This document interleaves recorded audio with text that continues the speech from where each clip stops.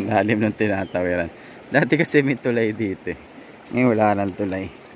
So, ayan. Ano mababasa? Pera. Tulungan tayo ni Kuya. Ayan. Tumawid.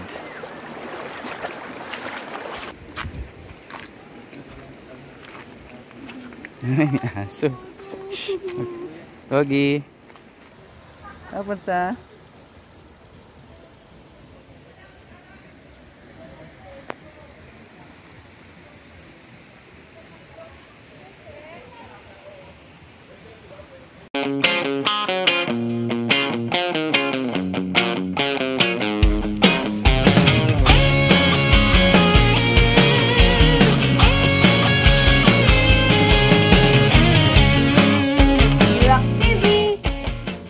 So dito na tayo mag-start sa may arko ng DRT.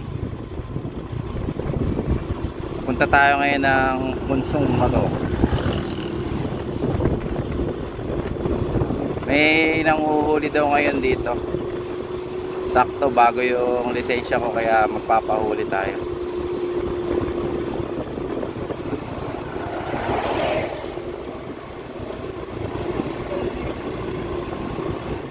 Tayo pinara, so diretso na lang tayo.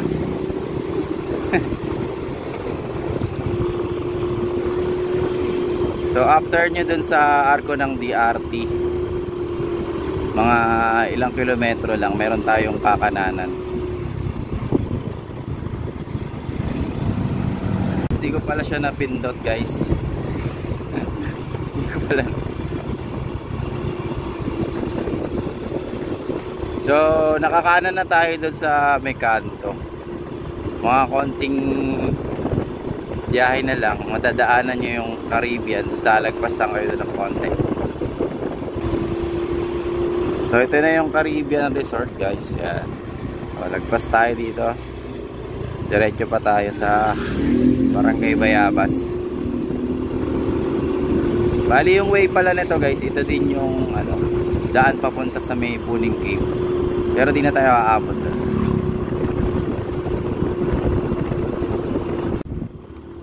Bagong gawa nga pala guys yung kalsada papunta doon sa Punsong Bato. Sakto lang doon kasi matatarik yung mga daan dito. Mahirap pagka paputik. So yan guys. So bali dito tayo sa kanan. Punta ng Barangay Bayabas.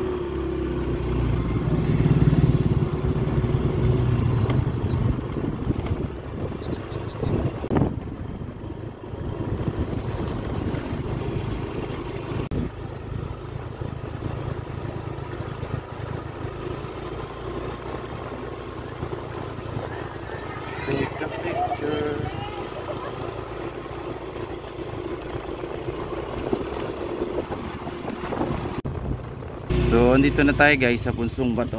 So try natin magtanong ng parking dito. Mga nakapark na motor.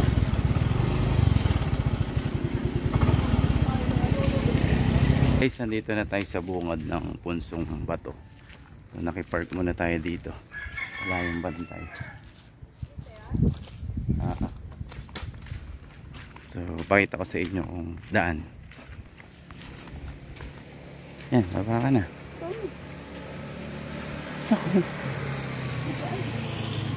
Sana. Ilan na hapon po.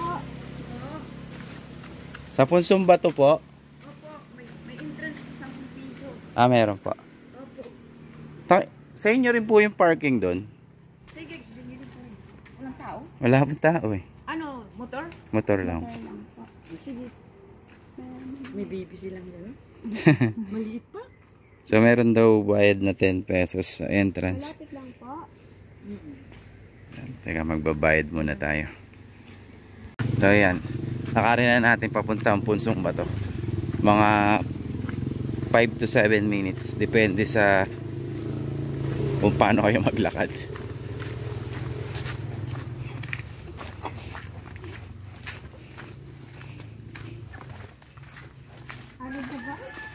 Kuha kaya tayo ng saging, mami. Diyan tayo kumain. Tama?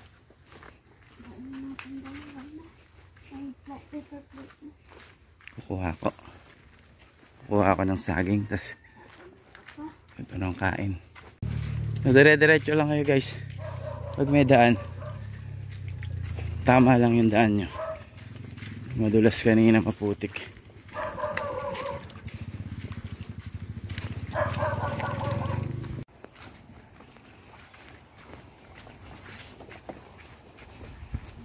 Umulan kasi kagabi, kaya maputik. So, nadidinig ko na yung tubig. Malapit na tayo. Ingat lang kayo guys kasi madulas.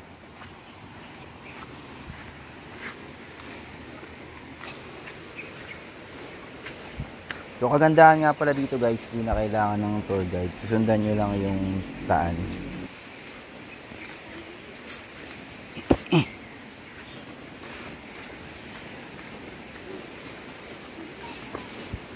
Dito na tayo.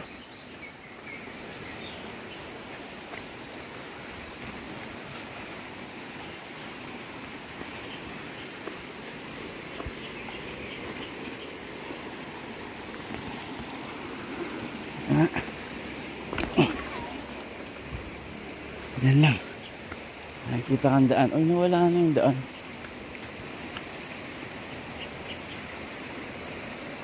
May tulay dyan ah.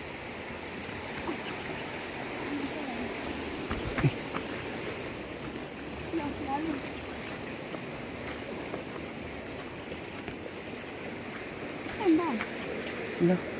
Lalim. Walang tulay. Ano tayo tatawid?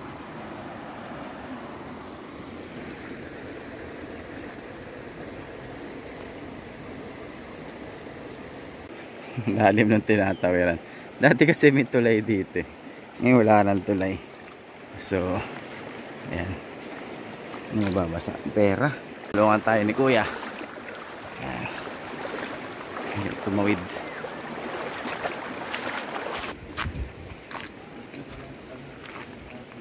Ay, aso. Doggy. Ano, doggy? Hi, doggy.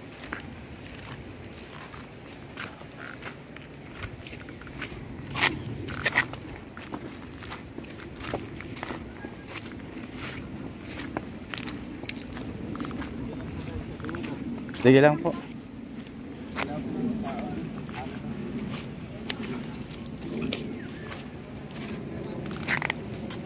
Ayan guys, nandito na tayo sa Punsong Bato River.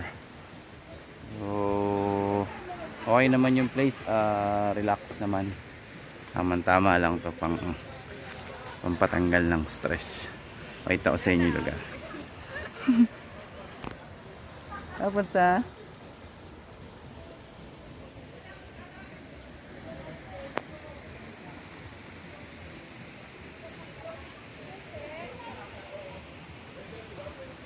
So, ang kagandahan dito sa Punsong Bato, talagang vibes na vibes mo yung province life.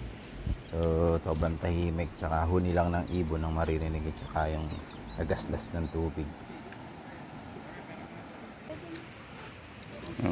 Usod.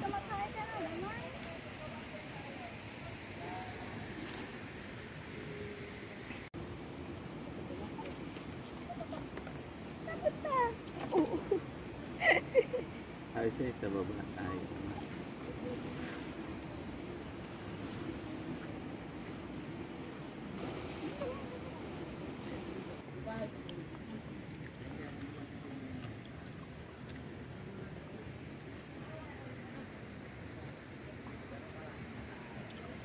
Umulan kasi kagabi kaya medyo maputik yung tubig.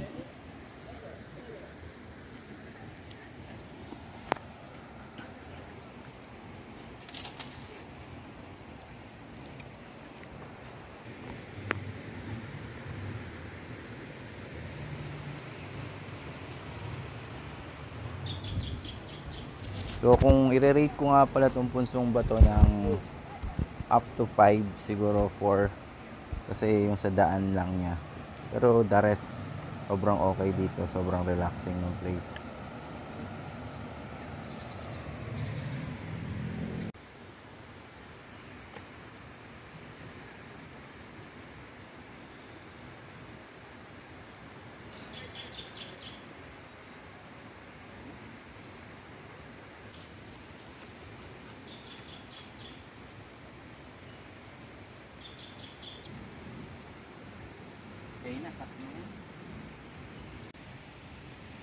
Luluto tayo ng tofu sisig. Perfect. Luluto tayo ng tofu sisig. Dito sa... Wow! Yan po yung all-in-one namin na kutsilyo and tinidor. Ating finished product ng tofu sisig. Titikman natin siya. Tikman natin. Masarap. Lasang mak. Oh.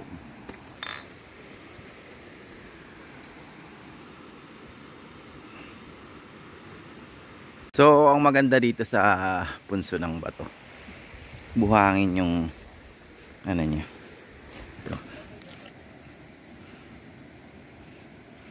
Para kang nasa beach o dagat.